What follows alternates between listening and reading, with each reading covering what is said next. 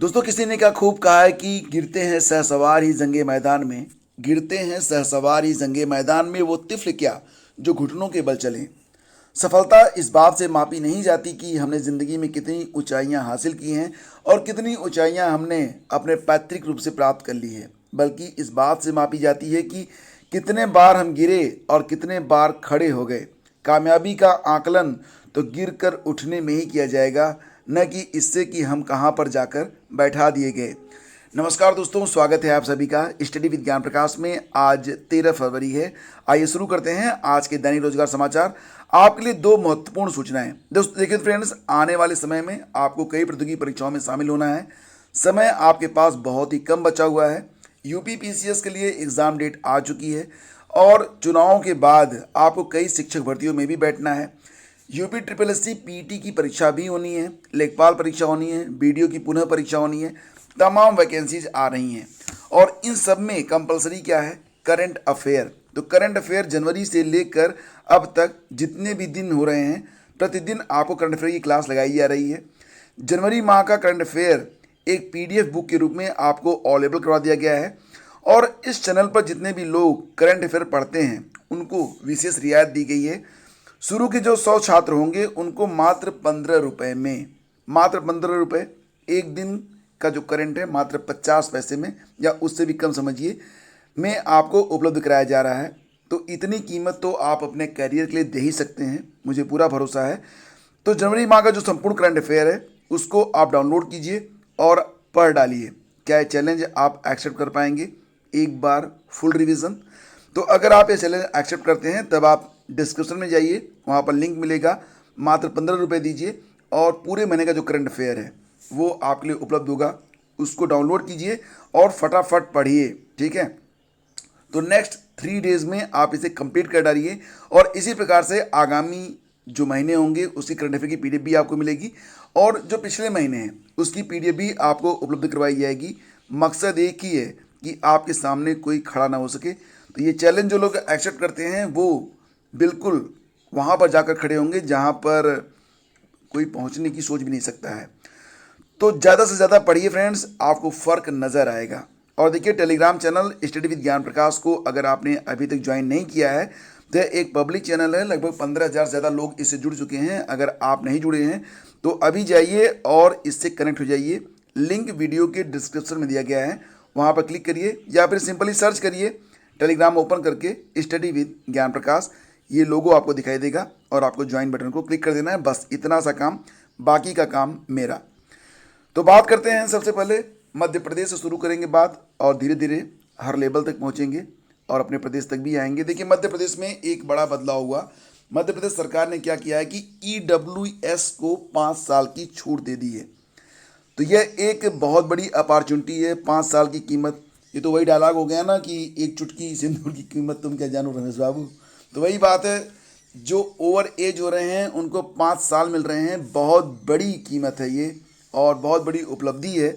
फिलहाल अभी ये मध्य प्रदेश में तो लागू हो गया है। उत्तर प्रदेश में कब से लागू होगा? देखिए फ्रेंड्स, मध्य प्रदेश में बीजेपी की गवर्नमेंट है। मेरी बातों को अन्यथा मत लीजिएगा कि मैं किसी पार्टी विशेष का प्रचार करने वाला हूँ।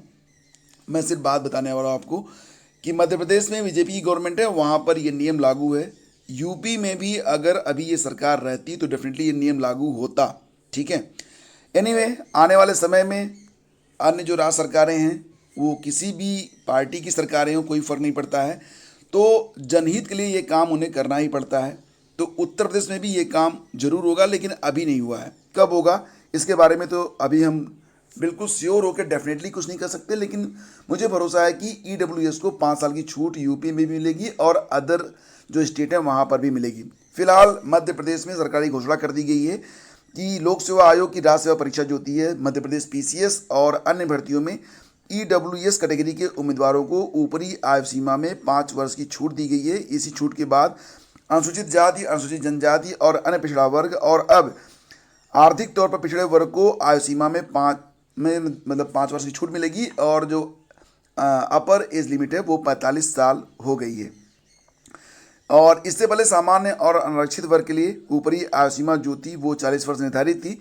तो जनरल के लिए तो वही है, लेकिन जिनके पास ईडब्ल्यूएस का सर्टिफिकेट होगा वो 45 साल तक आवेदन कर पाएंगे मध्य प्रदेश में। देखो दोस्तों, क्या होता है ना कि जब भी आप किसी पार्टी का नाम लेते हो तो जैसे ही मतलब आप तो एक होता है ना कि लोग पूर्वाग्रह से ग्रस्त होते हैं, तुरंत बता देंगे कि आप फला पार्टी से संबंध हो। ऐसे कमेंट आपको देखने को मिलेंगे, परवाह नहीं करनी चाहिए, आपको हमेशा सही के साथ रहना चाहिए बस, ठीक है। और बायस जो कि बात नहीं करनी चाहिए, आपको जो है बिल्कुल भी ये देखना चाहिए कि सही क्या है और गलत क्या है। अपने विवेक का पूरा इस्तेमाल करें, आप इंसान हैं, कोई मशीन नहीं है कि आपको जो प्रोग्राम कोई और करेगा और आप बस उसी के मुताबिक चलेंगे। तो आप अपना हित और अहित जो है समझ सकते हैं, बाकी जो चीज़ें हैं वो आपके विवेक पर हैं। तो यहाँ पर देख सकते हैं आप, मध्य प्रदेश लोक सेवा आयोग की ओर से उम्र सीमा बढ़ाए जाने के बाद कोर्ट के फैसले के अनुसार राज्य सेवा प्रारंभिक परीक्षा यानी कि मध्य प्रदेश पीसीएस में और अन्य परीक्षाओं में आवेदन की विशेष विंडो ओपन की जा रही है। ईडब्ल्यूएस श्रेणी के उम्मीदवारों के लिए ऑनलाइन आवेदन लिंक 14 फरवरी से 24 फरवरी तक फिर से एक्टिव हो रहे हैं। तो एक ग्रेट अपॉर्चुनिटी फॉर ईडब्ल्यूएस। तो देखते हैं कि अदर स्टेट में ये नियम कब से लागू होता है। और फ्रेंड्स, बात करें अगर हम यूपी पीसीएस के बारे में, तो जितने भी दोस्त तैयारी कर रहे हैं पीसीएस परीक्षा के लिए, देखो फ्रेंड्स, कहते हैं ना कि if you aim for moon definitely you will reach at the top of mountain. मतलब क्या होता है कि अगर आपका जो लक्ष्य बड़ा है तो छोटा लक्ष्य अपने आप ही प्राप्त हो जाता है, ठीक है। शायद जो मैंने प्रोवर्ब कहा उसमें थोड़ी त्रुटि हो सकती है, तो लेकिन बस भावनाओं को समझिए। भावनाएं यही हैं कि आपका एम हाई होना चाहिए। तो देखो, जो छोटी छोटी परीक्षाएं होती हैं वनडे की, अगर उसको क्रैक करना है, आप यूपी पीसीएस लेवल से तैयारी करो, डेफिनेटली आपको जो छोटी परीक्षाएं बहुत ही आसान लगने लगेंगी। अगर आप 5 किलोमीटर दौड़ने की प्रैक्टिस कर रहे हो तो 3 किलोमीटर तो आराम से दौड़ लोगे ना, फिर आपको थकान भी नहीं होती। और हमारा जो मेंटल डोमेन है, हमारा जो शरीर है, वो जब तक आप टारगेट सेट नहीं करते हो उसके मुताबिक अपने आप को तैयार नहीं करता है। बड़े टारगेट सेट करिए, ये आपको अधिक एनर्जी जनरेट करने में मदद करते हैं। तो यहाँ पर बेसिकली मैं ये बताना चाहता हूँ कि जो लोग यूपी पीसीएस 2022 की प्री की तैयारी कर रहे हैं, उनके लिए अब समय बिल्कुल भी शेष नहीं बचा है। उनके लिए समय बिल्कुल समझ लीजिए कि अब वो डेड एंड पर खड़े हैं। एक कहावत है ना कि जो अच्छा समय था, सबसे मुफीद समय था, वो कल था, और आज आपको एक दोबारा से मौका मिला है। तो इसका इस्तेमाल आपको करना है या नहीं करना है, डिसाइड योर सेल्फ। देखिए फ्रेंड्स, यहाँ पर यूपी पीसीएस 2022 की तैयारी में जो लोग लगे हैं उनके पास अब 100 दिन के आसपास समय बचा हुआ है। जो कैलेंडर है आपके सामने है और इसमें एग्ज़ाम की डेट है 12 जून। 100 दिन सिविल सेवा के लिए पर्याप्त नहीं होते हैं, लेकिन आप बिल्कुल अनपढ़ और गंवार नहीं हैं। आपने तैयारी कर रखी है, आप स्नातक हैं, आप एजुकेटेड हैं, आप अखबार पढ़ते हैं और अन्य परीक्षाओं की तैयारी में लगे हैं, तो 100 दिन भी पर्याप्त हैं प्री परीक्षा के लिए। बशर्ते ये कि कम से कम करंट अफेयर आप डेली पढ़ें और 2 सब्जेक्ट आप पर डे पढ़ें। तो आने वाले समय में आप निश्चित तौर से वो काम कर पाएंगे जिसके लिए आप अभी से कृत संकल्प हैं। बशर्ते ये कि अपने आप को अनुशासन में रखकर आज से स्टडी स्टार्ट कर दी जाए। और मेरा विचार यही है कि एक ग्रुप बनाकर यूपी पीसीएस के लिए प्रैक्टिस सेट अवेलेबल करवाए जाएँ और अन्य टॉपिक पर भी वीडियो अवेलेबल करवाए जाएँ। यस और नो तो ज़रूर बताइएगा। और कितने लोग ऐड होंगे इस ग्रुप में ये भी बताइएगा। ये फ्री ऑफ कास्ट ग्रुप होगा, ऐसा नहीं होगा कि इसमें पैसे लगेंगे। हाँ, मुझे पता चलना चाहिए कि कितनी स्ट्रेंथ है हमारे चैनल पर जो लोग यूपी पीसीएस में जाना चाहते हैं। फिलहाल फ्रेंड्स आगे बढ़ते हैं और यूपी टीईटी के बारे में बात करें तो यूपी टीईटी के लिए तो फिलहाल परिणाम जारी होने अभी शेष हैं। फाइनल आंसर की भी आएगी, तो वो फरवरी के लगभग लास्ट में मान के चलिए 23 फरवरी कहा गया है। आ जाए तो 23, नहीं तो 24-25, और रिजल्ट तो फरवरी के अंत तक मिल ही जाएगा। फिलहाल यहाँ पर यूपी टीईटी के पेपर लीक मामले में फरार चल रहे 2 इनामी बदमाशों को उत्तर प्रदेश विशेष कार्यबल एसटीएफ तथा पुलिस की संयुक्त कार्रवाई ने गिरफ्तार कर लिया है। उत्तर प्रदेश एसटीएफ के एक अधिकारी ने जानकारी प्रदान की है और पूरा मामला आप जानते हैं। नवंबर में एग्ज़ाम होना था 28 नवंबर को, उसके बाद पेपर लीक हो गया था, कई सारे लोग पकड़े गए थे, प्रिंटिंग प्रेस का जो मालिक था वो भी पकड़ा गया था, इसके बाद वगैरह वगैरह सारी चीज़ें। एनीवे, बस अच्छी बात यह है कि ऐसे लोग पकड़े जाएं, उनको पनिशमेंट मिले और आगे की जो परीक्षाएं हों बिल्कुल नीट एंड क्लीन हो, स्वच्छता के साथ हो, कोई धांधली ना हो, और सबसे बड़ी बात जो मेहनत करते हैं उनको इसका परिणाम मिलना चाहिए। यानी कि जो लोग लगातार प्रयास कर रहे हैं, जो डिसिप्लिन होकर तैयारी कर रहे हैं, उनको इसका परिणाम मिलना चाहिए। और ऐसे लोगों को पहले तो बाहर करेंगे तभी ना मिलेगा। तो फ्रेंड्स अब आगे बढ़ते हैं और आपको ये बताते हैं कि कोरोना संक्रमण के चलते माध्यमिक स्कूल बंद होने की वजह से प्री बोर्ड परीक्षाओं का आयोजन नहीं हो सका था। स्कूल खुले तो विभाग में असमंजस की स्थिति थी कि प्री बोर्ड कराया जाएगा कि नहीं कराया जाएगा।